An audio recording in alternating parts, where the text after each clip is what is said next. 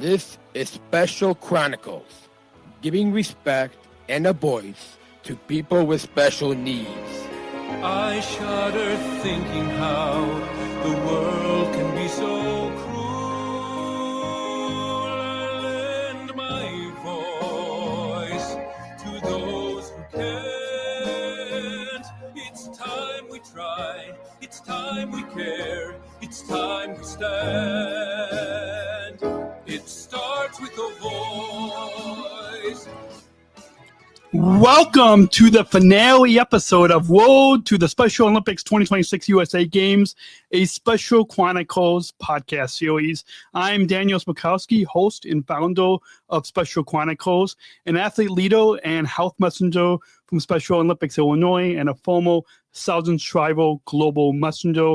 Today, we close this journey with a conversation about legacy, the meaning, the impact, and the future that's shaped by the 2026 Special Olympics USA Games. Over the past 2 months, we've traveled from the cornhole courts to the cheer mats, from healthy athlete screenings to unified sports arenas, witnessing inclusion in action across Minneapolis, St. Paul, Minnesota. For this finale episode, The Legacy, I'm honored to be joined by Jessica Poole, Director of Communications for the 2026 Special Olympics USA Games. Jessica has been at the heart of the storytelling, the strategy, and the vision behind these USA Games. And today we reflect on what will stay with us long after the closing ceremony that happened a month ago. We'll explore the moments that defined the Games, the athlete leadership, like myself, that shaped its culture, the breakthroughs behind the scenes, and the commitments that will carry this movement, the Special Olympics movement, forward. And we'll look ahead to the next generation, the evolution of inclusion, and the future of Special Olympics in the United States. This is the story of legacy. This is the story of impact. And this is what comes next. Please put your virtual hands together as we welcome Jessica on this Special Chronicles podcast series. Welcome, Jessica, as I topple my mic over. You're just so excited. Thanks for having me, Daniel. I am. Yeah, I know. I'm still excited a month later and editing all the content that we both recorded before the games and during the games. It's so exciting just to listen back, and we still have more content that will be hopefully by this weekend. The rest of our content will be uploaded, and just so many powerful, some exclusive stories that people will not hear on any other podcast series from the games. And so, yeah, so excited. And so then thank you again for taking the time to come on the program. Absolutely. Thank you for having me. And we got just to let our listeners in, we got a chance to, I know everybody was running around during that week, but we got a chance, I think, to meet a couple times during the games. Yes, we did. And it was lovely to meet you and your mom and just talk about all of the amazing stories that were coming from the games. Absolutely. So let's before we get into the main topic, can you tell us about yourself? You were at these 2026 Special Olympics USA Games, and what brought you to the Special Olympics movement? Yeah, so I am local to Minneapolis, St. Paul. I've lived here since April of 2023. And my dear friend, Molly Gallatin, is our VP of Communications. And similar backgrounds, women in sports. My entire career has been built on the communication side in sports. I spent about 20 years in college athletics, telling the stories of college athletic departments and coaches and players and teams, and then worked with a pre-professional women's soccer team, a professional women's rugby team. And so when Molly kind of brought this idea to me, I was super excited because sports is my passion. I have a 5.5-year-old son, and he is playing sports. And so it was a great opportunity to work with sports, but in a different way, with different responsibilities. I think that sports in some capacity is responsibility. And so it was just great to really be a part of this really special, large scale event that brought so many fabulous people and sponsors to my backyard. So that's kind of how I got involved with the Special Olympics USA Games. Awesome. Yeah, I love that. I want to comment on just a couple quick things of your story. My aunt and uncle also live in the Twin Cities as well, so we got to stay with them, and something that I loved about what you shared that's a part of your story is highlighting women in sports, because just like our founder of Special Olympics, Eunice Kennedy Shriver, was a woman leader in sports. The CEO of the USA Games, Christy, was, and so it's neat that just like the power of unified sports and inclusion, but the fact that not just inclusion of people of all abilities competing, but also that the fact that those women leadership leading these national games was really exciting. So just on behalf of my fellow Special Olympics athletes from across the country, the amount of communication and storytelling that you and your team did it's really grateful for all the hard work that you and your team have done. Yeah, well, we thank you for that, but really it's the athletes and the stories from the experiences that made this such a success. We set up the opportunities, you guys ran with them, and so that was really the beauty of this experience, is that was able to get athletes that maybe didn't have the same type of media outreach back home or whatever that looked like. We were able to give them some really cool opportunities, things that memories that will last for a lifetime. Yeah, absolutely. And a couple of those, a friend of mine from Illinois, I think was part of an ad or something with United Healthcare, and I think she was featured on an ad. Katie, I don't know if you know Katie O'Neill, who competed in gymnastics. Yeah. And then there was a Special Olympics North America just shared a story that there was an athlete, and I'm blanking on what state she's from, but I think a power lifter, and she's also I think the story that they shared was going beyond the gold medals that she got, but she's she's writing a fantasy novel, I think. And so that, and then Wyatt, you probably know Wyatt, Southern Shriver, Global Messenger, who was on ESPN. Yeah, ESPN. Yeah, and so he's in the class that was after my class of Southern Shriver, Global Messengers, and so I got a chance to talk with him when we were in Minnesota, and so it's neat to kind of hear. Because he also has a podcast, and so it's neat to kind of hear about his athlete leadership skills on this national media that not the media. So it's really exciting that the amount of both on the field and off the field, the athlete leadership opportunities at these USA Games like that, to begin talking about legacy, like just that alone, I think speaks very powerful on the legacy that you and your team have done.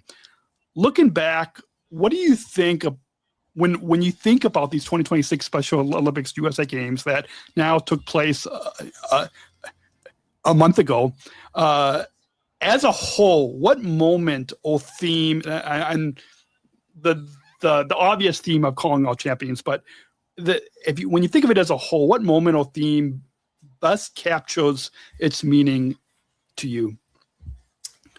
So I'll share a really brief story. So, like I said, I have a 5-year-old, a 5.5-year-old, and he, this is actually before the games. We did the polar plunge, and he was incredibly excited to A, see his mom jump into a freezing cold lake, and then B, he got to see and spend some time with some of our Minnesota Special Olympic athletes that were going to be participating in the games. And he's 5.5 years old. We go to tons of sporting events. He has grown up around sports, and he looked at them in the same way that he looks at Anthony Edwards of the Timberwolves, Courtney Williams of the Minnesota Lynx, Byron Buxton of the Twins. Like they're just all athletes. And so for me, the most special moment was being able to share and have the conversations with him that the U.S. athletes at the USA Games train just as hard as everybody else. And they have such unique abilities and are capable to do so many things. And it was very cool to see him really have this moment where he's like, oh yeah, he went and watched some basketball games and he was like, this guy's maybe even better than Anthony Edwards. And I was like, yeah. So I think that for me, it was seeing the USA Games through my son's eyes and his vision that everyone's the same and inclusion is just what it's about. There was no differences in his mind. And I thought that for me, that's always something that I will take away from these games is that if a 5.5-year-old can see these athletes in this way, so can everybody else. Awesome. I love that. And that reminds me of something that our chairman, Tim Shriver, had talked about, that I think Loretta Claiborne, Chief Inspiration Officer, who you've probably have met, there was some exhibit in Washington, D.C. that I think there was some young kids that had a similar experience that your son had and saw this exhibit of Special Olympics athletes and I'm blanking on the museum in Washington, D.C. Maybe somebody can put a comment. Help us out. Yeah, help us out. Put a comment on YouTube. And that similar story of inclusion and these young kids of seeing how we're just like professional athletes. And then the other quick comment that I wanted to say that when you and your son did the polo plunge, I've also done the polo plunge a bunch. I've done the super plunge where you plunge once in a while for 24 hours. And the governor of Minnesota, I know he's done the polo plunge. I don't know if it was at the same time that you did it.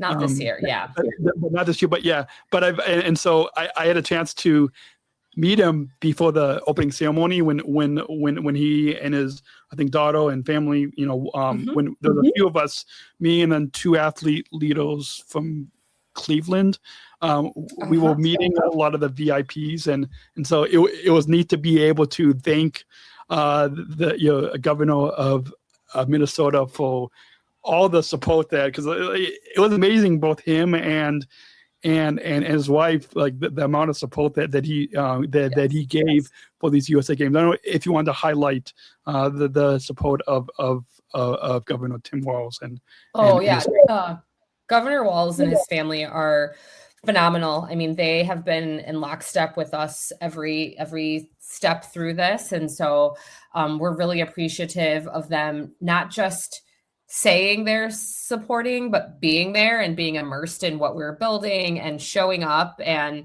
I think that's really important, is a lot of us can say, yeah, we support you, but like they were in it with us. And I think that that just says a lot about his leadership. And we're really appreciative.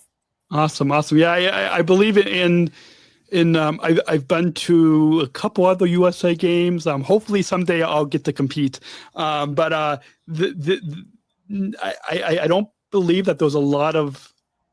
I believe he might be one of the first governors who has been this involved in the USA Games. So as we now talk more about defining, we've already been defining legacy, but what do you believe will be the lasting legacy of these Special Olympics USA Games for athletes, for families, and communities? Yeah, so I've thought a lot about this, and I think for me, it goes into a couple buckets. Like, I think about our sponsors, and for many of them, this is their first time sponsoring an event of this magnitude with Special Olympics. And so I think that we have opened up some just innovative ways that sponsors can contribute to this movement that maybe haven't been thought of before. And I think that, truthfully, in order for us to make the inclusion revolution as global as we want it to be, we have to have sponsors. We have to have dollars behind it. And so I think that this was a good way for many sponsors to see how they can really be a part of that. And so I think that'll be a piece of lasting legacy. I also think particularly for our volunteers, many of them, this is their first time volunteering with Special Olympics, and the amount of people that stop me in the grocery store when I'm doing something with my son and they see me wearing something that say, I volunteered and I had such an amazing experience, and I'm so super excited to get plugged into what, Special Olympics Minnesota is doing. So thank you for the opportunity. So I think that we open some eyes and some hearts to, really, again, helping the inclusion revolution movement move forward in the state of Minnesota. And then I think about, just for me personally, it really comes down to making sure that I am not walking the walk, right? I think that this, being the director of communications for this type of event, really has made me think about, okay, what type of language are we using? How are we being inclusive visually? How are we, making sure that in my day-to-day life, that it's not just a checkbox, but it's actually something that's ingrained into it. I want to get to the point where it would be weird if it wasn't a part of how I just normally talk, think, speak, act. And so I think that I understand really keenly what it's like to be different. I'm a Black woman that works in sports, and so there's not that many of us. So yeah. I do have I bring a different feel to it. And so I think those are the three things that stick out immediately to me. And I also really think, I think that the unified movement within Special Olympics is something really special. Again, I take it back to my son.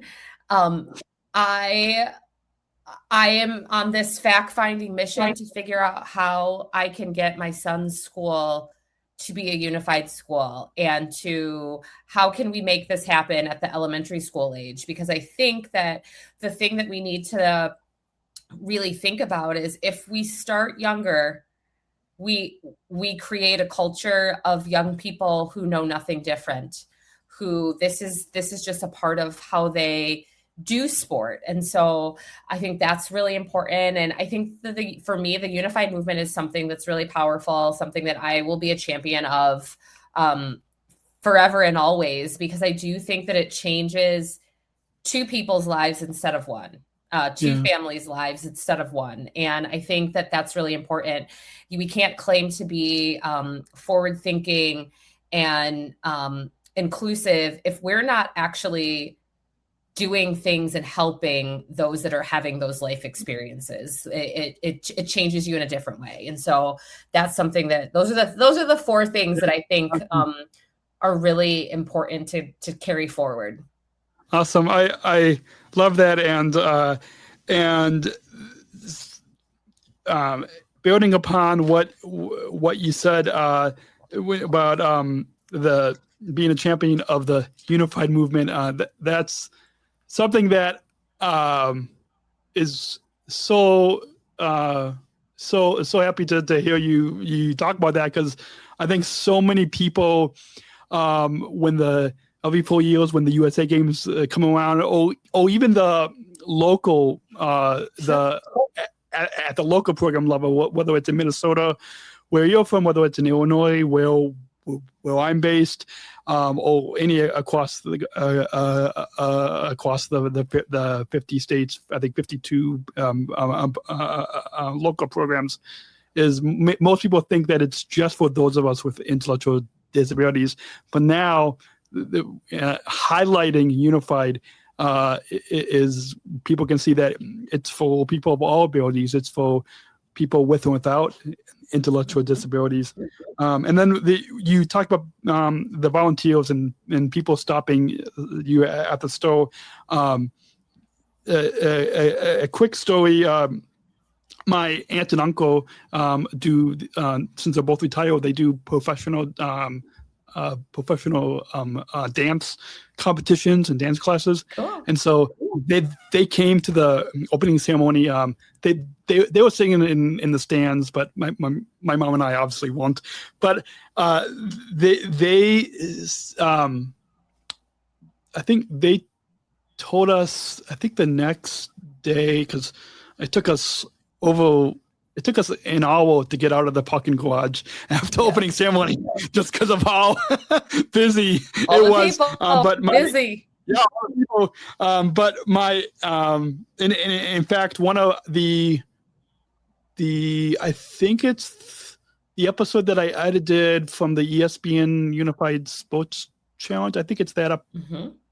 I think it's maybe it's one of the upcoming episodes that I'm going to be releasing, and I forgot which one it is, but I edited a little behind the scenes of walking in the parking garage. And I forgot which episode I edited that clip into, but my aunt and uncle had shared that they were at their dance competition during the games, and they said that a friend of theirs was also at the opening ceremony and get to the games, and they didn't expect so that was really cool to see that another local attendee.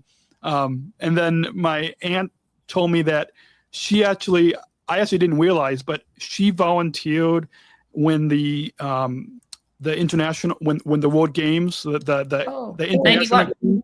Yeah, in 91, and so that's something that I didn't realize that she had past volunteer experience. So that was exciting to hear. So yeah, and then I a friend of mine and my girlfriend, she has volunteered at previous USA Games and World Games, and she was volunteering, I think, at basketball.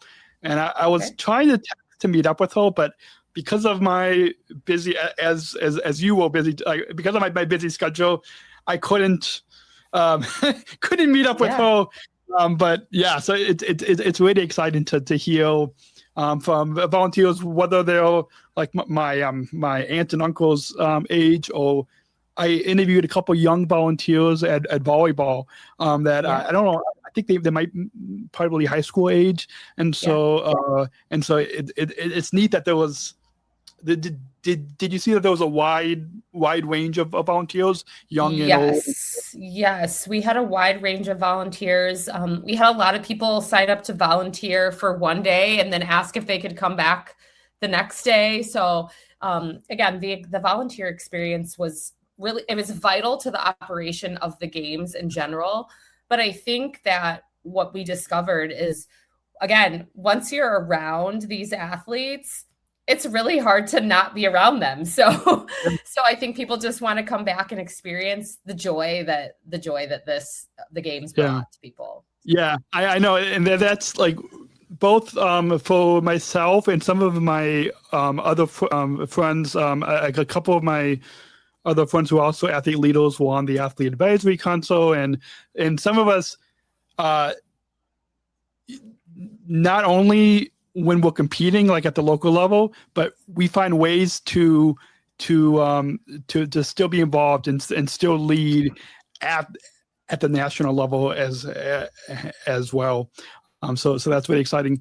as we switch now into leadership perspective, how has leading these Special Olympics USA Games as the director of communications, how has that changed your own understanding of inclusion and of athlete leadership? Will athletes leading, whether it's on the athlete advisory council, whether it's athletes like myself leading in the podcasting media, athlete media teams, how has your leadership perspective changed and your understanding of inclusion and athlete leadership?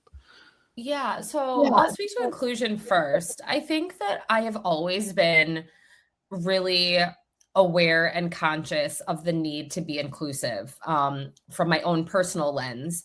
And so I think for me, this was a very great experience to think about inclusion in such broader terms. I'm so used to advocating for like, there's no women at the table. There's no people of color at the table. Like I am dialed in on that. But as I went through this experience, I was very much, my horizons were broadened by the concept of disability and just that you can't tell that everybody has a disability. So how do we make sure that our cultures our workplace cultures are in such a space where we are thinking about all of these things, whether it's socioeconomic, disability, like these things are vital to expanding the bottom lines of business. And if we're very blunt about it, diversity of thought, experience, ability is what drives innovation in business. And so I think it's very important and very vital that we continue to have these larger conversations about what that looks like. And so I was like, the Inclusive Work Summit, I think is, our CEO, Christy, says this all the time. That is our legacy to the Twin Cities, is just to broaden the horizons of all of the wonderful businesses that are here, Fortune 500, 250, whatever that looks like. How do we create space where we're actually having conversations about inclusive hiring practice, inclusive workplace culture? Like, let's have those conversations. And I think that the Inclusive Work Summit was a phenomenal opportunity. And the people that I know that went to it got so much from it and are starting to have different types of conversations in the workplace. And I think truly that is how we continue the inclusion revolution in the business realm. I think that athlete leadership, I think I'm a little bit biased because I come from a background where that is what I was doing for 20 years in college athletics and in pre-professional and professional athletics. My passion for athletes is to have them use their athletic abilities to fuel the passions that they have for life, whether that's leadership opportunities, whether that's entrepreneurship opportunities. Let your love of athletics be your platform for the things that you want to do in the rest of your life. And I think that the coolest thing for me, this games, was just seeing so many athletes doing journalistic work, having conversation. Like, I will never forget, I was sitting in the media room and I believe the athlete reporters group was basically interviewing Maria Shriver, and the questions that the conversation that they were having with her was so beautiful because it was a conversation and she was asking them questions and they were asking her questions. And she said something that really still resonates with me. She said, well, we're all journalists here. And I was just like, that's it. We're all journalists here and we're all trying to get the story. We're all trying to get our questions answered. And it was just a beautiful thing. And so I think that for me, the amount of athlete leadership opportunities that the 2026 USA Games provided, I think sets the bar really high for everybody coming after us, because I do think that we as a local organizing committee really were dialed in that we wanted to make these games an experience for the athletes that they were going to remember for a lifetime. And that was from just how we thought about venues, how we thought about meals, how we thought about opportunities and experiences for them to have. They were at the core of everything that we did. And we really leaned on that Athlete Advisory Council to give us their perspective on what they wanted to see and what worked and what they, all of that. And so I think that we really heard them, and we did a lot of listening, a lot of going back to them with ideas after listening to them. And so I'm really proud of our group for keeping athletes at the center of this. And by keeping athletes at the center of this, we were able to center the athletes in all of our sponsorship conversations and our conversations about just ancillary events surrounding the games. And so I think that we did a wonderful job in making sure that we were asking the right questions to the Athlete Advisory Council and also listening to them, and then taking that feedback and making it really integral to how we showed up at the games. Yeah, absolutely. I in episode 2 of this series, I talked with David and Sean, the co-chairs of the Athlete Advisory Council, and hearing from them the amount of thought that the leadership that you and the others have done to put all athlete perspective at the front too. I think there was a line that I think David might have said this. David might have said this, that they wanted to treat this just like in an Olympic type event, like you wouldn't think of it, that you wouldn't think it's like this cheesy kid type where sometimes people think of us as kids, and I think people got that feeling at the games. What you said about what the powerful about you can't tell that we all have a disability. For myself, for my friend Katie, who competed in gymnastics, and for some others, you can't tell that we have an intellectual disability. And that's what I think is so powerful about this movement, about these USA Games and just Special Olympics, this inclusion revolution movement, and overall is it really gives us a chance, like you said, to build upon all sports, whether like for myself, like whether I'm competing in bocce or basketball, and build that upon into our leadership skills off the field is so powerful. The comment that you said about the athlete reporters interviewing Maria Shriver, I got a chance to co-MC the ribbon cutting of Healthy Athletes. I don't know if you will there. I wasn't there. I was handing out credentials that morning. But I actually introduced Maria as my friend, and she even said, that she could use help with the podcast, and she said that she also came to the games to meet friends, and so it was exciting to hear. And I think if you go back, it's I think it's episode 5 of this series. So whether it's you or listeners, if you scan the QR code right above us on the screen, you can listen to it. I think episode 5, it's titled Healthy Athletes.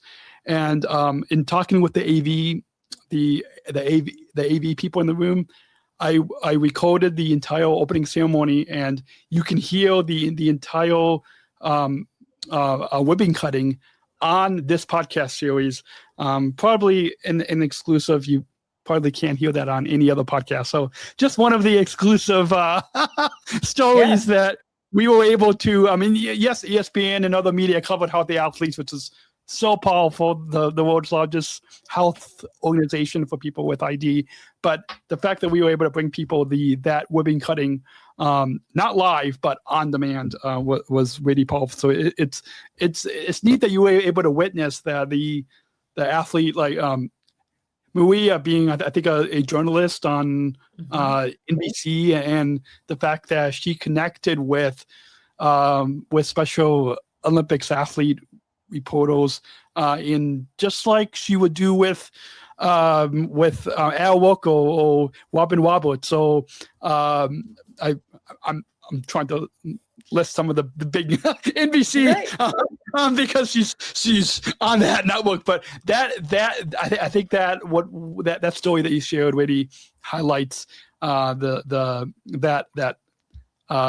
part of the legacy that I think in Cleveland in 2030 and others, they're going to have a high bar to. I was talking with with a couple. I'm blanking on his name, but I was standing with them when we were meeting the VIPs. And I'm blanking on. He was on the athlete leadership adult experience. But we were talking about the next USA Games, and so I was trying to because they came to kind of see how you guys are doing it, and then how to build the next USA Games. Yeah. Building upon what you said about the athlete impact and athlete leadership, how did the athlete leaders that you interacted with, whether it's on the athlete advisory council, whether it's the athlete reporters that you mentioned, whether it's you don't have to say interacting with myself, but how did the athlete leaders influence the direction, the tone, and the culture of these 2026 USA Games? I think they were everything. I think that honestly, for us, it was about creating an experience for them and for them to be successful. And so I think that we would not have had as much success, as much access, as much anything without their input and their leadership and their thought partnership, really. I think, like I said, I think the most beautiful thing that I saw was just the tons of stories that the athlete reporters covered over the week. Seeing RJ, I hope I'm getting this name, RJ, yeah. He was leading that group.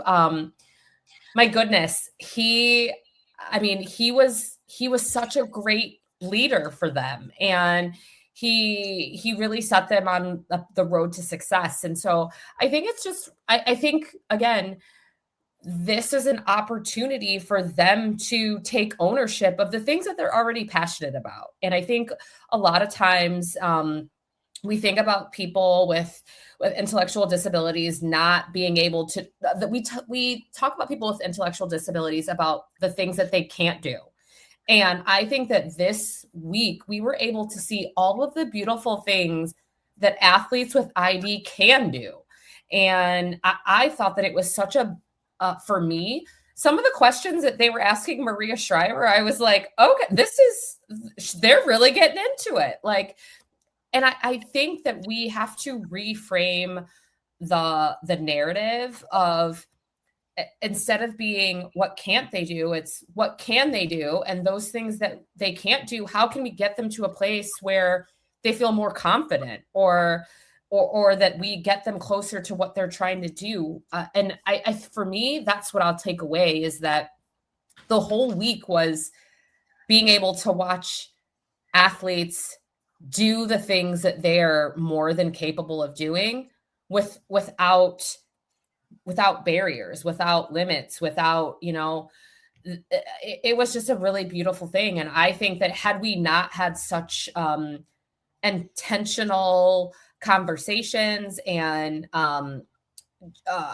feedback from the athlete leaders, that I don't think that we would have had as much success. And so I think that really the local organizing committee dialing in very early that this was going to be a very important part of how we were going to structure the games and what we wanted to be the takeaway from the games.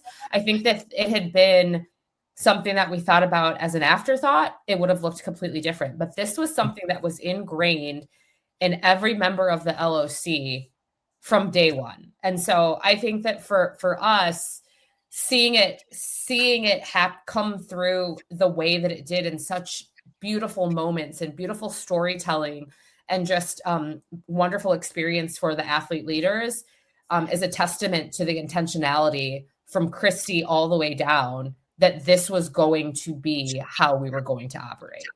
Awesome. And that speaks exactly the fact that you had athlete leaders involvement since day one. I think that speaks a lot to what the CEO David Evangelista, what Chairman Tim Shriver has always talked about, of being an athlete-led movement, that it's not just led by Christy, it's not just led by yourself, but the fact that it's now a movement that has shifted from being an athlete for us with ID, but an athlete led, and so that's really powerful that you said. And when you mentioned RJ, he a few years ago he was a guest on this podcast, and a 1 hour conversation turned into a 2 hour conversation, and then he, since the Elk of Illinois, which I think there's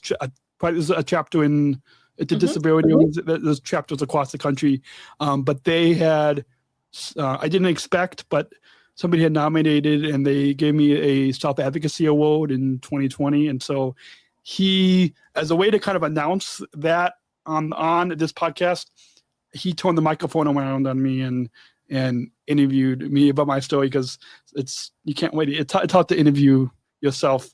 Oh yes, maybe now with AI, but I don't. We don't use AI voices on this podcast, and so RJ, the amount of I've worked with him during my time as a Southern Survivor Club Messenger, where he edited blogs that we wrote for Special Olympics, and the amount of hopefully RJ will listen to this, because his the fact that he's also a Special Olympics athlete, and his detail, his thought, his caring. He had texted me when we were in Minnesota and asked me to feature a couple of the athlete media team, and so we met up in the media room, and so I interviewed two of them, and then I've edited an episode featuring two of the Sona athlete media team, Wyatt, because he was an athlete on ESPN, and then Louie Goodfellow. I don't know if you know Louie. Yes. Louie from Illinois, because my own program, and she has a YouTube channel, and so kind of three different, both the YouTube, the TV, and then the digital work that the athlete reporters. I was trying to kind of feature three different, and myself being an athlete media as well, but I didn't really have anybody interview myself. But the fact that to kind of highlight, like RJ had recommended, RJ had pitched to highlight athlete media, and I thought, well, we should, just like the healthy athletes, some of these stories I didn't plan to feature on this series, but I think part of it, and you probably found this too, just being at the games, hearing these stories, it's a natural reason why we need to feature some of these stories. Yes. You mentioned the power of inclusion, the power of unified sports, the growth that we saw, like unified cornhole and other unified sports. And what did these Special Olympics USA Games in Minnesota, what did these games reveal about the future of unified sports nationwide? I think they revealed that unified is the future of Special Olympics. And I think that that's something that we should be really proud of. I think that the stories and the relationships built with unified pairs is really what the inclusion revolution is about. And so I think that I would anticipate Minnesota has a really high number of schools that participate that are unified schools, but I would expect to see unified schools, more middle schools, more elementary schools. I think that I think I said this earlier, I think that if we can really showcase the concept of, I'll use our forever changed in a unified pair, you're not just changing the life of a Special Olympic athlete, you're also changing the life and perspective of the person, the able-bodied, the person that is helping, right? And so that's the most important piece, because if we change the perspective of everybody else, then we create better lives and outcomes for those with ID. And that's the goal, right? The goal is to talk about the ability, not the disability. And I think that the unified movement is one in which you really get to the heart of that very quickly. And so I would expect to see the unified movement really take off. I would expect to see it in, not just high school and middle school levels. I think we need to be looking at how can we expand this to elementary schools. Your gym classes are the best places to work with unified pairs, right? And then I think it also is a great opportunity for, maybe you're not the best athlete, but you're friends with someone that has ID, then you get to be their biggest cheerleader if you're in a unified pair. And that's really important too. So I really look to see the unified movement to really take off. And I'm excited to be a part of it and support it however I can. So yeah. Awesome. We're going to combine a few bullets just for the sake of time. But as we now, we talked about sports and athlete leadership, but the legacy of healthy athletes, we briefly mentioned it a little bit earlier, as if our listeners go back to the middle of this series, which the series started as a 10-part series. It's now stretched into a 12-part series, just because of the amount of stories that that came out of Minnesota.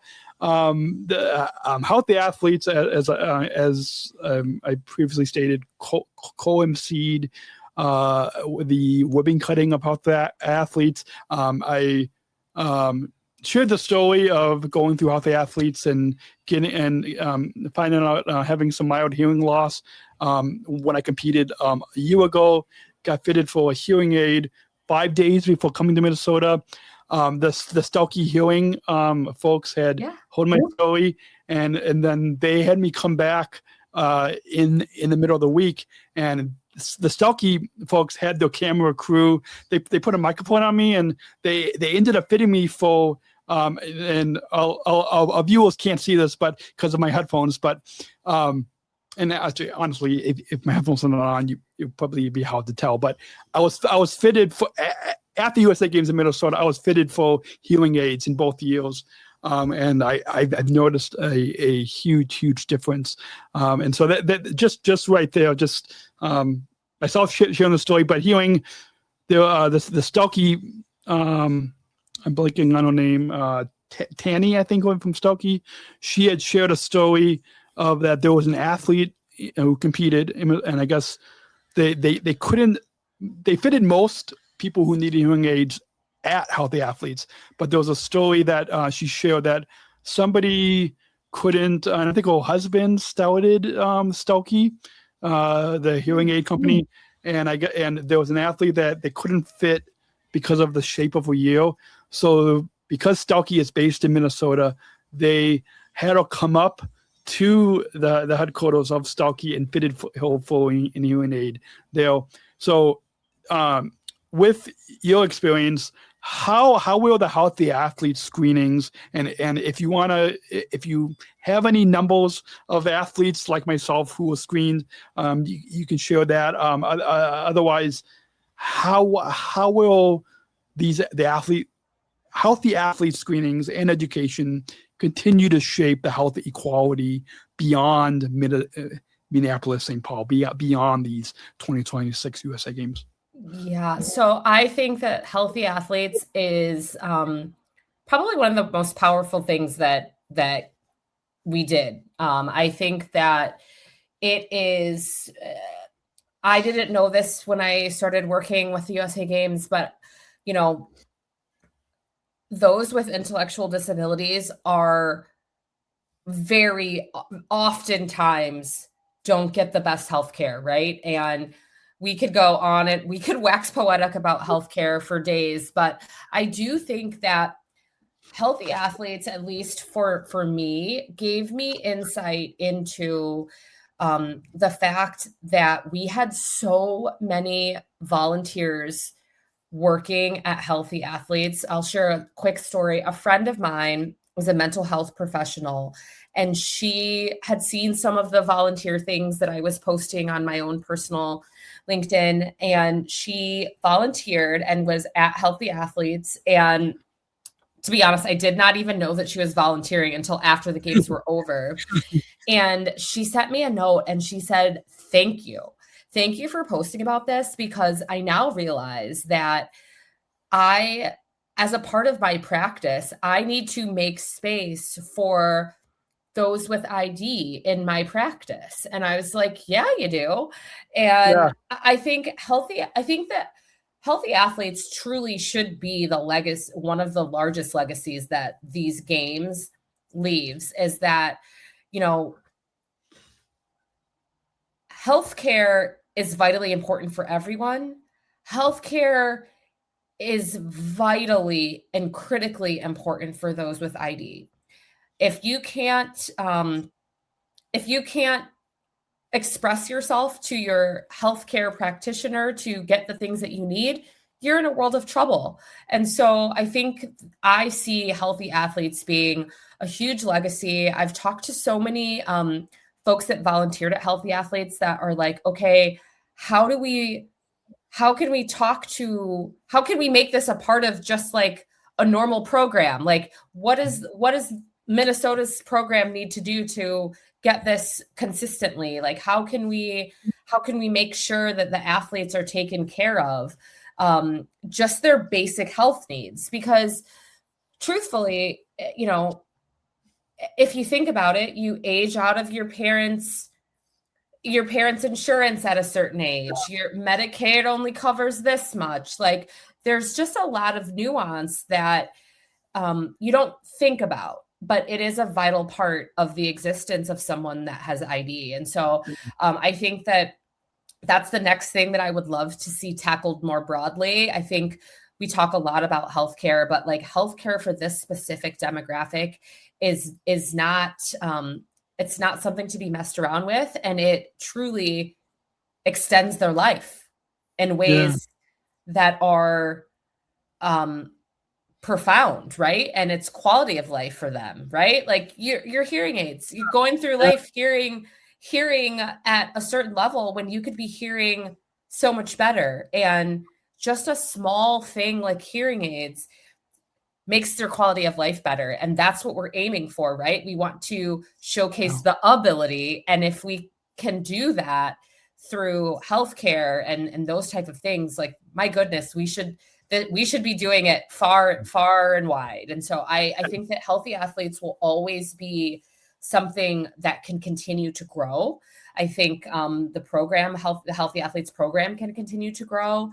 And I think that, advocating for, I think that anyone that volunteered now has a personal experience so that it can advocate in their own day-to-day practices for those with intellectual disabilities. So yeah, I think that it's vitally important, and it's something that we need to continue to put dollars behind, and to have sponsors show up in big ways to continue to push that forward. Absolutely. Yeah. Just like how United Healthcare not only was a presenting sponsor, but sponsoring one of the disciplines. And I loved everything that you shared about the power of healthy athletes. And I know, like in Illinois, I don't know how many disciplines in Minnesota, but I know in Illinois at all state summer games, we only awful. I believe only a few of them, not all 7, 8, 9, not all disciplines like what was at the USA Games. So that's something that I think that you share, that whether it's in Minnesota, Illinois, or across all 50 states, that we can try to, even at the local level, try to absolutely reach, all the disciplines at every state games.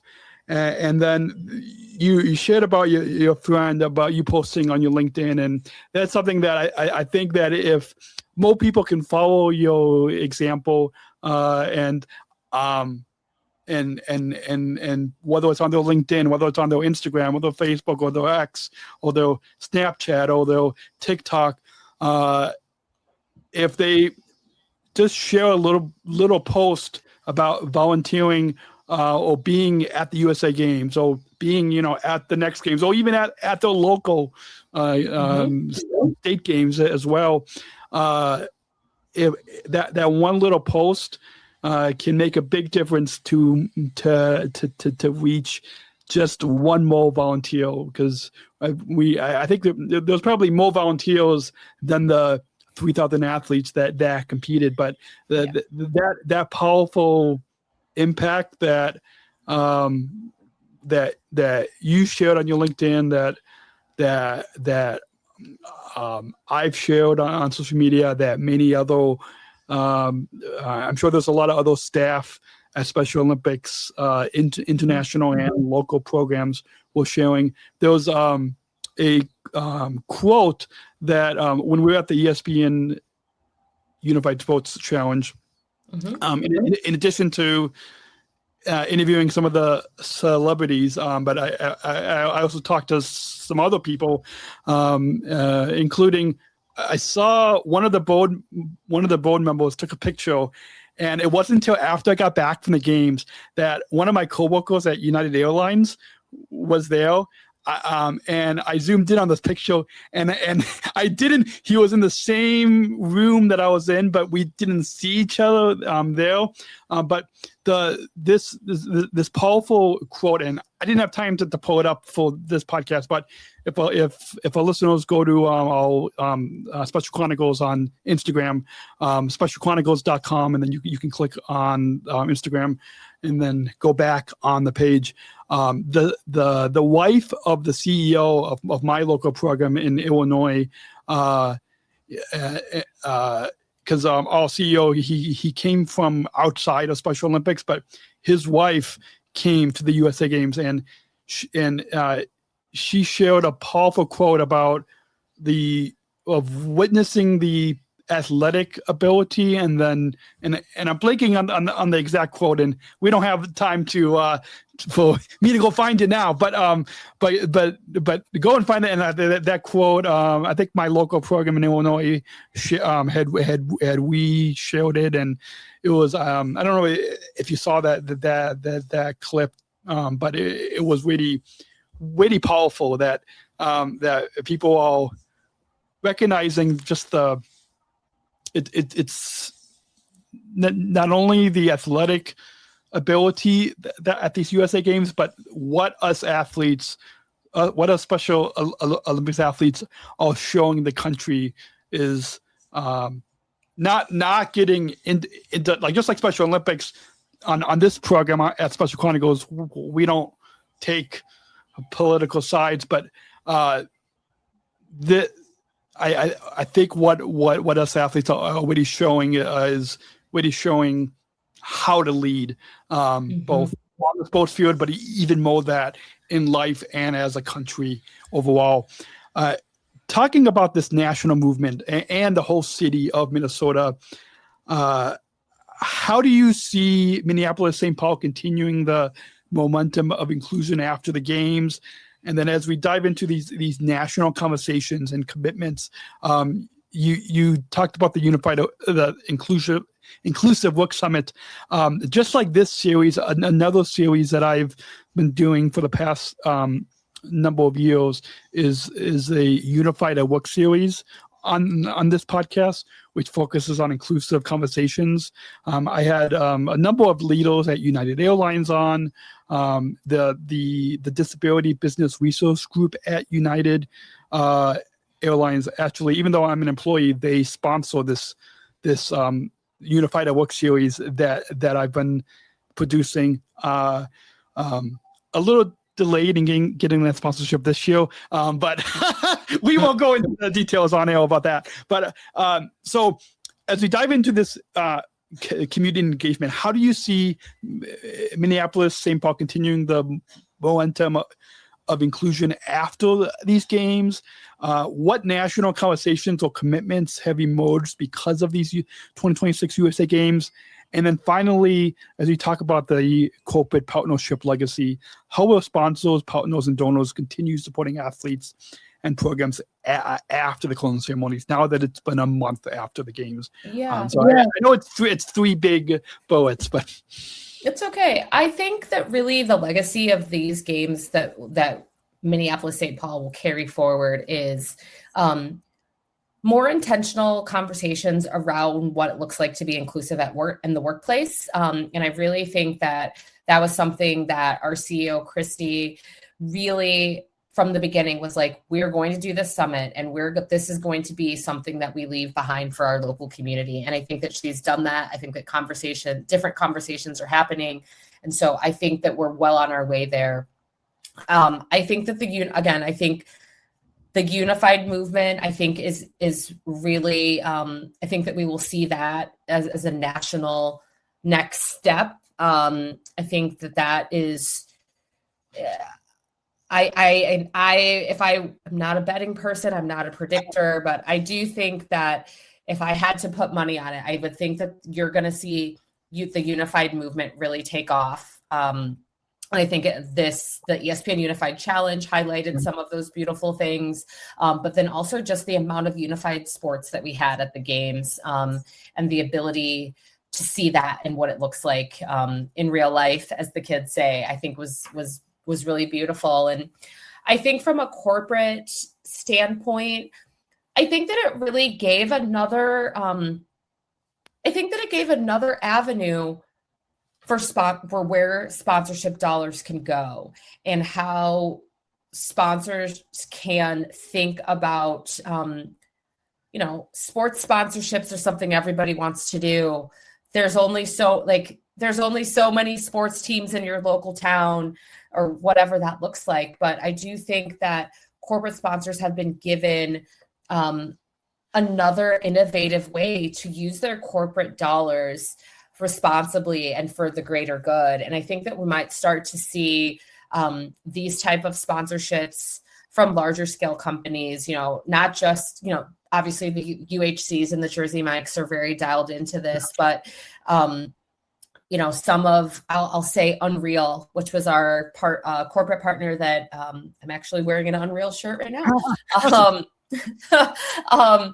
They are a local apparel business here in Minneapolis, St. Paul, and they just showed up and showed out. And I think that it just gave them a really unique and distinct way to be a part of the Special Olympics movement. And so I think that I see the USA Games and the sponsors that we were able to bring in, thanks to our development team, thinking about how to sponsor Special Olympics and inclusivity in sport in a much different way. And I think that's all we can hope to do, right?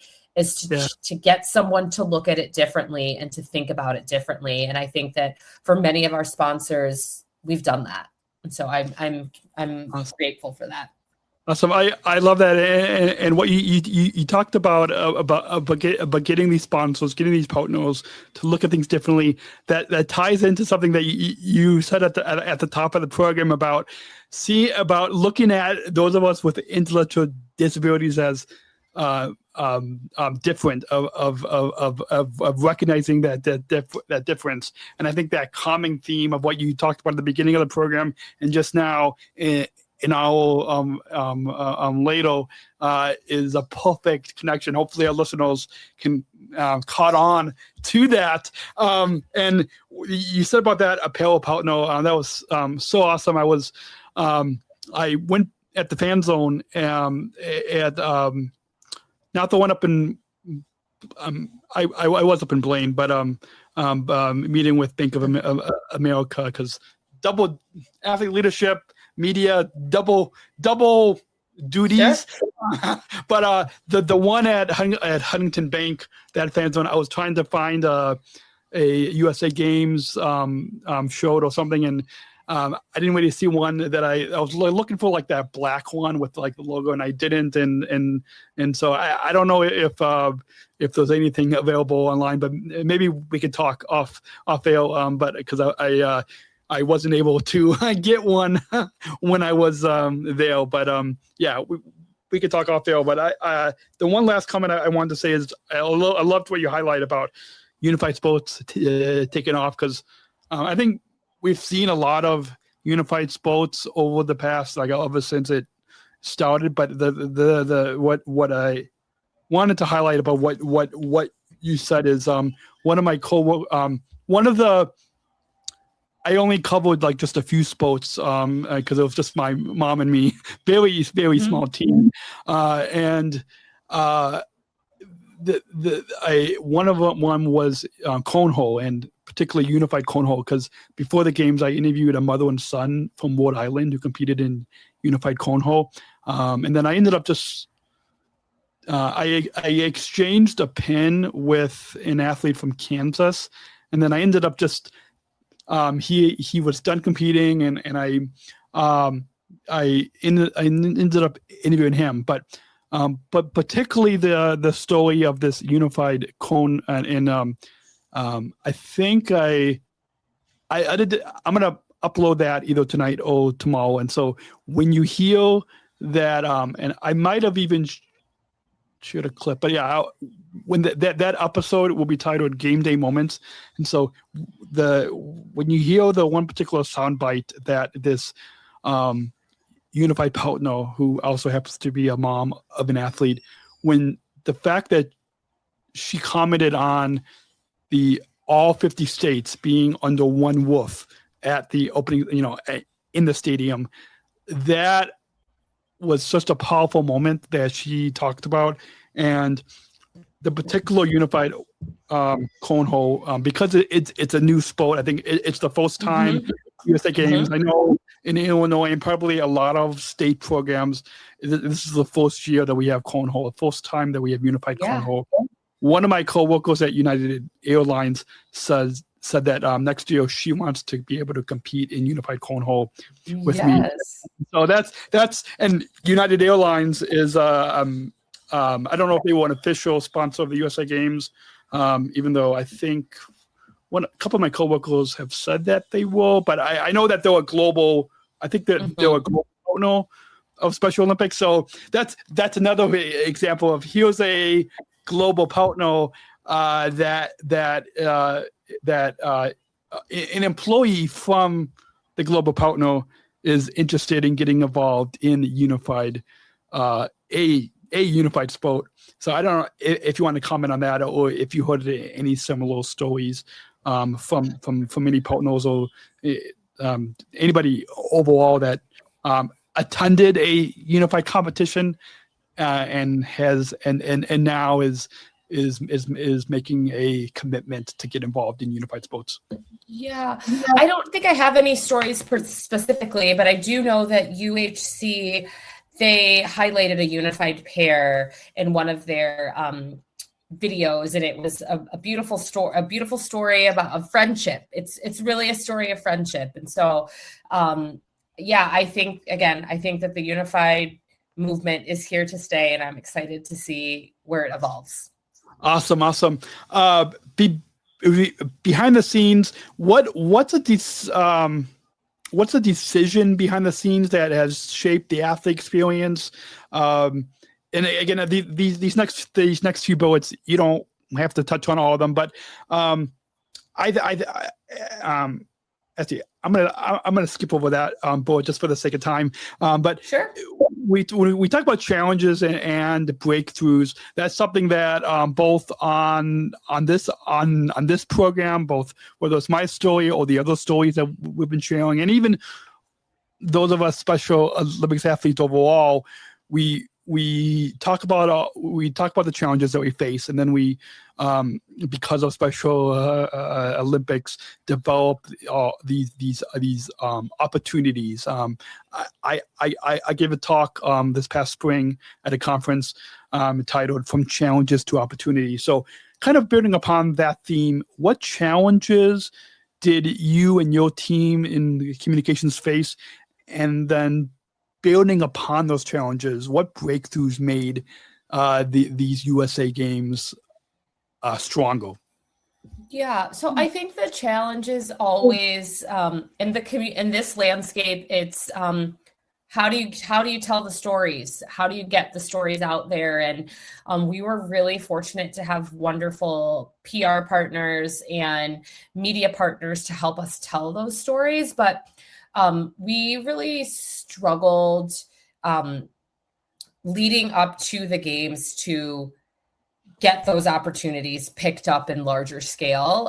And I think that the beauty of it is that we kept knocking on the door. And when the door finally opened, it happened to be the week of the games. And so I'll never forget, someone said to me, I can't turn on a TV without seeing Special Olympics USA Games on the news. And I was like, that's what I want to hear, right? And so I think that it was, we had so many people working behind the scenes to build relationships and make those connections. And we didn't necessarily see fruit in the immediacy, but boy, people came out and covered in droves the week of the games. And I think that it was such a beautiful thing. And when people told me that, they're like, I already saw this on channel whatever. And I was like, that's what I want to hear. I want it to be on all of the channels. And so I think those were our comm specific,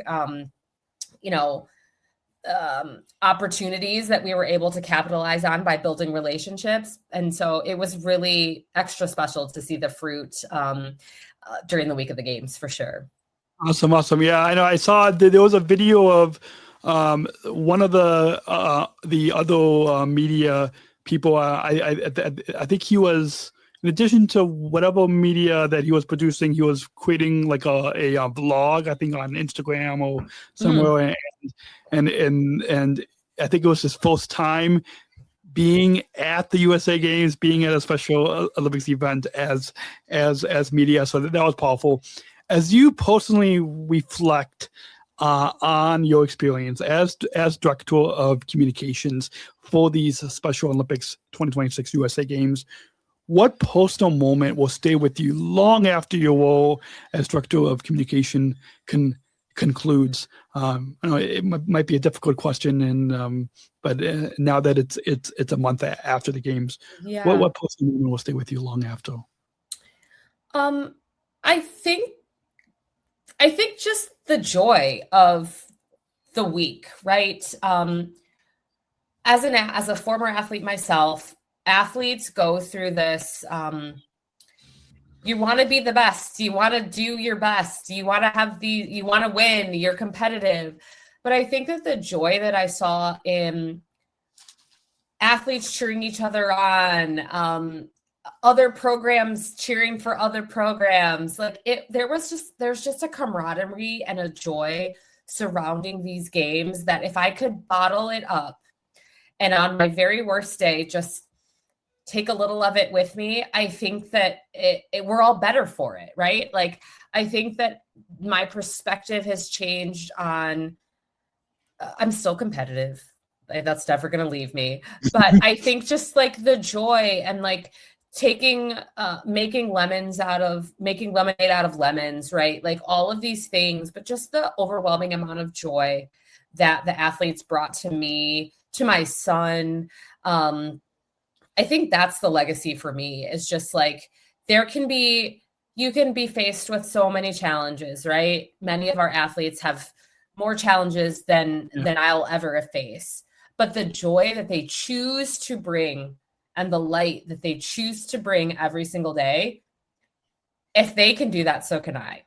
And I can teach my son to do that too. So that's what I think I will always leave take with me. Awesome. I love that. And I'm glad that you highlighted the joy of the week, because I think that's the joy is, and I don't have the mission statement of Special Olympics memorized. Maybe I should, but and I probably have it somewhere in some binder on the other side of the studio, the small studio here. But that joy, and when you're talking, like, the reason why for our viewers I held up the water bottle is like as if you were to bottle up that joy and put it in a water bottle. That made me think of something. I don't know if you read Tim Shriver's book "Fully Alive: Discovering What Matters Most," but I actually I've got it in my bedroom next door.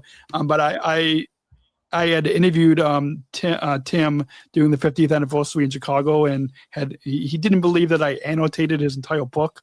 But Tim, there was a chapter that he wrote about called "The Fun That Lasts," and I think that message of the fun that lasts relates to you talking about joy, because he said his son Sam, I know his daughter Kathleen was in Minnesota, but I don't think his son Sam was there. But his son Sam compared it to going to and Tim's trading has been involved with the movement, but involved with Unified Sports since for probably their whole lives. But his son Sam compared it to going to Disney World, where when you go to Disney, it's that fun, it's there, and then you come home and then it leaves you. But when you go to a Special Olympics event, just like we were all just up in Minnesota a month ago, and now it's a month later, and just like at the top of the program, like I toppled my microphone over because it's us in the past hour. Over an hour and 16 minutes now of us reflecting on these USA Games. It's the fun that lasts, and I think that message that Tim shared, that his son Sam talked about, how it's the fun that lasts, connects with what you talked about wanting to take the joy from Special Olympics, from the USA Games, and bottle it up in your Stanley water bottle or whatever. Right. And like that big, I don't know how many ounces this is, but that big ounce of I'm trying to 30 ounces of joy that and I think that's, you talked about how to take that bottle of joy and take it with you. I think by people getting involved in the local, now that people are involved, whether it's volunteering or as media or like yourself as director of communications, being involved at the national level can now come back to the local level, whether it's in Minnesota or Illinois or any of the 52 programs across the country, come back to the local program, because that's where that's where a lot of the work of this movement, I think, is from. Is in I was speaking at a panel in Berlin at the World Games on the local program impact, and that's really where I mean, yes, the national games is important, but that's when you talk about how people can take that bottle of joy, is it's coming back to the local level. Two final quick segments as we wrap up and talk about beyond 2026 and the future vision, the next generation. Speaking directly to your young son and other young children, how do you hope that these Special Olympics USA Games will empower the next generation of Special Olympics athletes and unified partners? Yeah. My hope is that it teaches kindness. I hope that my son, seeing me interact with athletes, that's how he's going to interact with people that are different than him in school or and sports fields or things along those lines. And I think that for the athletes, I think that for them to see that they are not alone and that they have a larger group. It's not just their teammates or their families, that their village extends. And as we teach the younger generation to be kind, to accept people for all of their differences, and to be involved, I think that the village for the Special Olympics athlete grows in tandem. And so that's what I really hope. Awesome. Absolutely. Talking about evolving this movement, evolving this inclusion movement, what do you see as the next frontier for Special Olympics in the U.S.? Is it more unified champion schools? Is it more unified sports? Is it more athlete leaders get involved in leadership roles? How do you see this movement evolving? What's the next frontier for Special Olympics in the U.S.? I think it's certainly more unified champion schools. I think that is something that is vitally important. I think it's also, as you bring on more unified champion schools, I think that there needs to be a level of training. And how do we teach our youngest athletes, right? How do we teach them to help and to be kind and, at things that are developmentally appropriate for them? I think that'll be vitally important. But I also think, that as we see sports in general being the momentum that sports are having right now, I think it's, how does Special Olympics capitalize on that, right? Mm-hmm. How do we go from, we had, I think, 56 corporate partners for the USA Games. How does every program have 56 corporate partners for their everyday programming? Because if we can strengthen programming at the program level, no pun intended, if we can strengthen things there, then I think we raise the bar for everyone, right? And so I think though that's where I would like to really see things go. And I think that we have a long way to go in making healthy athletes and the health advocacy for those with intellectual disabilities. I think that has to be front and center of what we're doing, because if our athletes aren't healthy, they can't compete. So let's start with where we can affect change there. I think that's a really powerful thing. And so those are the three things that come to mind immediately. Awesome. I love that. And I hope, whether it's in my local program in Illinois or Minnesota or any across the 50, if there's any development staff, any of the programs that are listening, that message I think is really powerful. And speaking, even because we have a wide, diverse amount of listeners, whether it's other athletes that are listening or even people like yourself without disabilities. And if there are other people listening, and if you know of a corporate partner that is not yet involved at the local level, hopefully you will take the heart of what Jessica just shared and build upon on how to get more corporate partners. I know in Illinois we've got the Chicago Ducky Derby, which is one of our big. I don't know if you've heard of it, but it's not a lot of states have this huge duck race into the Chicago River. But, it's maybe you and your son will come down for that. But talk about sustaining inclusion, because I'm going to save this. There's another inclusion question I'm going to save at the very end that we wrap up the episode with. But what must we do as leaders? What must we do as partners? What must we do as communities to sustain the inclusion that we witness at these USA Games, such as in Unified Champion Schools and another? What must we do as leaders, as partners, as communities to sustain the inclusion that you and I and the many, many thousands that were in Minnesota that we so powerfully witnessed at these USA Games? I think we need to start asking questions and listening. I think for me, anything that we do next has to start with asking questions and listening. I think that,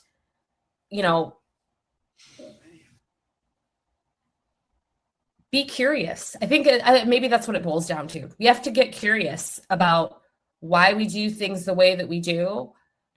Could we change it? Should we change it? What's the catalyst for change? I think that we need to get really curious and figure out how that curiosity can then lead us to the next steps in sustaining this inclusion revolution, because it does no good to come to enjoy the games and have a wonderful experience.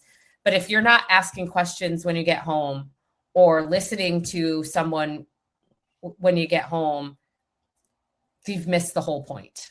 And so I think that it's really important for us to, as everyone needs to be curious, ask questions, and listen.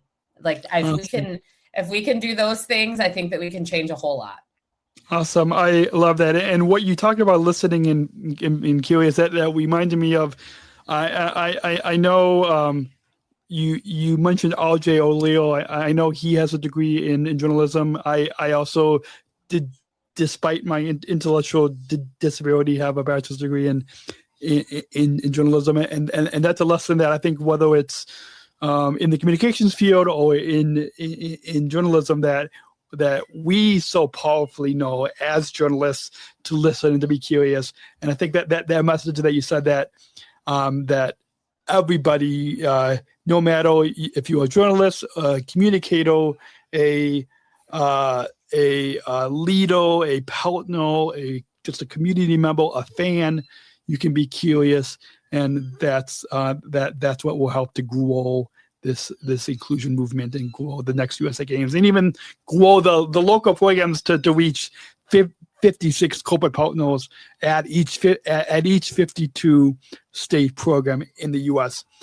As these final moments, I know it's been an hour and 26 minutes, longer than what we originally planned, but this has been such a powerful conversation. And as we close out this series, hopefully, if all of you are all listening, go back to the content, the episodes we recorded at the games, as well as the pre-games. Larry Goodfellow's mom wrote a book called Special, and she listened to some of the games because I released the content daily when we were in Minnesota. Mm-hmm. And she said a lot of the stories that I was sharing on this podcast series is really evergreen content, where it's not just time stamped to the 2026 USA Games, but you can listen. Hopefully all of you listening or watching can go back on this 12-part series and hear more of these stories. But as we close out this series, and I've got a few in my outro, my closing, I've got a few final messages to my fellow athletes, and as well as families and coaches and supporters and partners and sponsors and donors that I'm going to share at right when we wrap up. But for your clothing, as we close the series, and it's been such the past. We've had 2 months, June and July, of content on this podcast series. I hope our listeners are not tired, but that's just how powerful. Like the name Special Chronicles is inspired from Special Olympics. Tim Shriver even commented that quite a few years ago. But what's a message that you have? What's a final message that you would like to share to the 3,000 Special Olympics athletes and unified partners who competed at these 2026 USA Games? What's the final message that you have to all the athletes who have competed? That's a good one. My message would be, you all are inspiration. You all do things the right way. You all are the role models that I want my 5.5-year-old to be looking up to. So keep going. Keep being who you are. Keep smashing records. Get in medals. But never lose your heart. Keep your heart, because that your heart and the joy that you bring to your events and to the people in the communities that you're in, that lasts a long, long time. So keep being yourselves. Awesome. I love that. That might have to be a clip that we show. There might be another clip, but there might be a clip that we might have to show. Awesome. I love that. Speak to the families because families like you witnessed. My mom was she's a retired foreign language teacher, so she doesn't have experience in media, but she was like my camera person, assisting me during the week, even though she had to carry a stool with her and take some breaks. But families, my dad helps on the business side of Special Chronicles. My girlfriend, who is also an athlete, and so families are the heart behind all of us athletes. So what would you say to families? What would you say to coaches and supporters who made this journey possible? What's the message to families, coaches, and supporters? I would just say thank you for sharing. Thank you for helping these athletes grow into the wonderful human beings that they are and they will be. Thank you for just your hearts for service, but your heart for just like helping them be the people that they're supposed to be. I think that's so important. And I know every day is not easy, but just thank you for supporting them so that we can then experience their gifts in this world. Awesome. I love that. Before we get to the final question, because the final question has to do with inclusion, and that's really the call to action. But before we get to that and taking that final question, I'm going to edit a montage because I asked this final question to many people at the games as well as the pre-episodes as well. But before and I'm teasing that and I'm sure on podcasts we tease to kind of keep people listening all the way to the very end. But before we get to that, what's one action that you hope our listeners to this program, what's one action that you hope our listeners will take after hearing this final episode? What do you hope that our listeners will take with them after hearing this final episode, this 12-part series? I would say get involved. Find your local program, find a way to volunteer, find a way to coach. If all you can do is donate, do something, because this movement is really important. It's important to humanity. It's not just sports. It's not just sports that we're changing. We're changing humanity through sports, and that's a movement that anyone can get behind. Awesome. I love that. That's another great clip moment that you said about changing humanity through sport. Powerful. It goes similar to. There was a quote from a unified coach, and then one of my local staff had both answered a similar question about how inclusion. I've got it, I think, saved. Ooh, I almost skipped over my last question here, but they answered this question, and I had dinner with my content producer in DC last weekend, and I've got to find a way to turn this into a t-shirt. But they said inclusion doesn't see disability. Inclusion doesn't see disability, and so I've got to find a way to turn that into we've got a merch shop at Special Chronicles. So but like that's just a powerful quote. But that quote kind of ties into what you said about that final message that you hope our listeners will take above changing humanity through sport. I think that kind of ties in with that. This final question, we've got a bumpo to kind of introduce this final question. So I'm going to go ahead and roll this bumpo as we wrap up with this final call to action, because we want our listeners to listen to the past hour and a half, but even more than that, we want to leave our listeners with a call to action to bring the inclusion revolution into their towns, into their schools, into their workplaces, into their sports fields. And this final question will help our listeners to do just that. So let's go ahead and roll that bumpo. We're not just athletes. We are the ambassadors of an uprising. Peaceful protesters. In a rebellion against anyone who has a fear of difference. Difference. Our demands are equality, dignity, and the recognition of our shared humanity. We will not stop or accept anything less. Today, our world is more divided than ever. And coming together has never been more urgent. The revolution is inclusion. Find out more at jointherevolution.org. So, ever since I attended the 2019 Special Olympics World Games in Abu Dhabi back in 2019, I've been asking this final question, and it's so powerful. That quote that I shared in asking this question for 7 years, I never got the two people answer the same way, and so we've talked a lot about kind of inclusion in the legacy, but what does inclusion mean to you?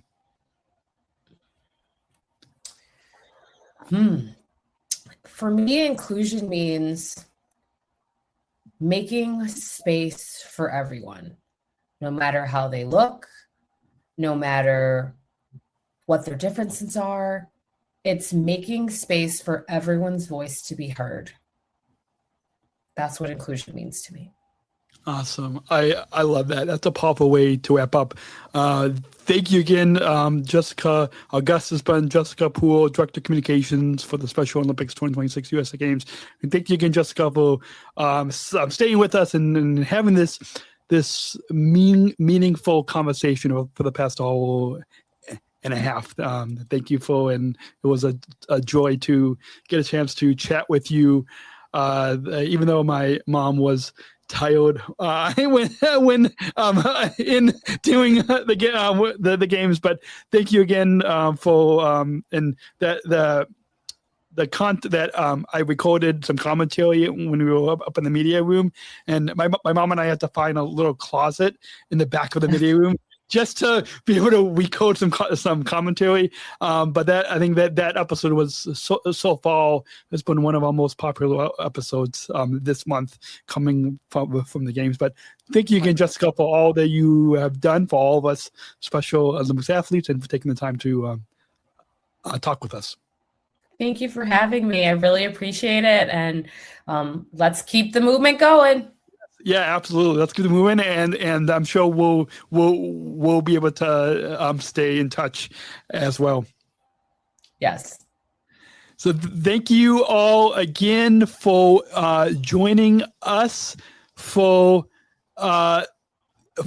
this powerful finale of Road to Special Olympics 2026 USA Games. And thank you again to Jessica Poole, Director of Communications, for sharing her reflections, for sharing her leadership and her vision for the legacy of these Special Olympics USA Games. Please go and listen to the previous episodes of the series and like and share it with your friends. Text it to a friend, share it on your social media. And as we close out this series, I want to speak directly to my fellow Special Olympics athletes of the 2026 Special Olympics USA Games. You showed the world what determination, joy, and leadership look like. Your performances, your voices, and your stories shape the culture of these USA Games. You are the legacy. To the families, coaches, and supporters, your love, Your encouragement and your belief in inclusion made this journey possible. You built the foundation that athletes like myself stand on.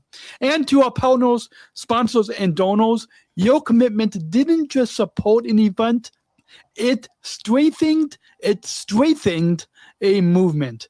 The legacy of these USA Games continues because of you. And to everyone listening, inclusion is not a moment. It's a movement. It's a movement. It's the choice that we make every day to see, to heal, and to celebrate the abilities of all people. The 2026 Special Olympics USA Games showed us what's possible. Now it's up to all of us to carry it forward. So here's my call to action. Take one step, big or small, to advance inclusion in your community. Volunteer, hire, support, listen, and share, and choose to include. I'm Daniel Smrokowski, host and founder of Special Chronicles.